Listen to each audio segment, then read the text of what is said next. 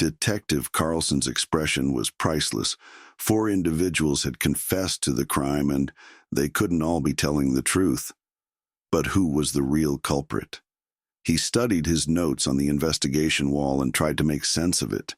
Shaking his head, he realized this was going to take more coffee. Bryson was in the break room adding creamer to his cup when Joe Carlson walked in. He laughed at Joe's expression, tapped his spoon against the cup, and guessed, "Been studying the crazy wall again, Joe?" Joe just grunted in response, concentrating on pouring his coffee. "Why don't you just arrest them all, Joe?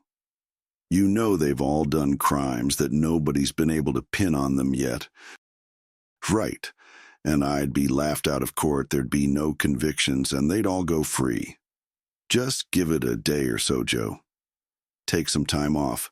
They'll sit in the tank and you get some time to go over the evidence with no pressure." Considering the option, Joe took a long sip from his cup. Finally, he spoke. "Hey, you got 5 minutes, Bryson? I just want to run a couple of ideas by somebody." "Anything for you, buddy." Bryson followed him into the investigation room.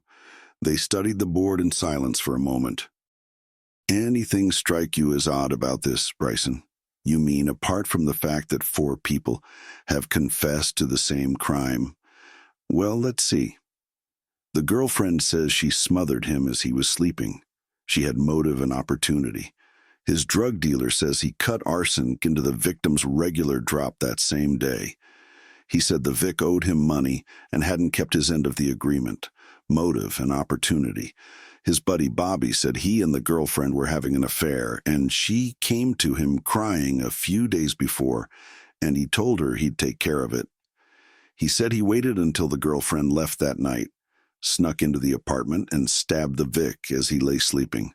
Motive and opportunity. His bookie said he'd given the Vic a month to come up with the $50,000 he owed him, and when he didn't show up, he and another thug paid him a visit in the middle of the night and put a round of bullets in his chest. Motive and opportunity." He stopped, then concluded, "Your biggest problem is figuring out which of them is lying. Every one of them wants the reward money, and if someone else is convicted, they sure won't get their hands on it." His eyes shifted slowly towards Joe Carlson. He realized too late that he'd made a fatal blunder. A light bulb went on in Joe Carlson's brain. That was the missing piece. Without meeting Bryson's gaze, Joe continued staring at the board. "Wasn't the Vic your CI, Bryson? Had he said anything, anything in the last couple of days to indicate who he was afraid of, who might have had the strongest motive of all?" Bryson took a shaky, relieved breath.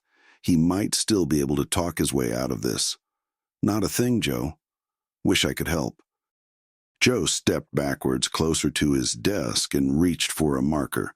He stepped toward the board again as if searching for something. "You know what's got me confused, Bryson? I hadn't put anything on the board about the reward money. How did you know about it?" His left hand hovered near his gun holster. He stared accusingly at Bryson. "Could it be that the Vic knew something about you that you couldn't afford for anyone to find out? What was it, Bryson? Was it the girlfriend? Was it drugs? Is that why you offered the reward money? Is that why you took a hit out on him?"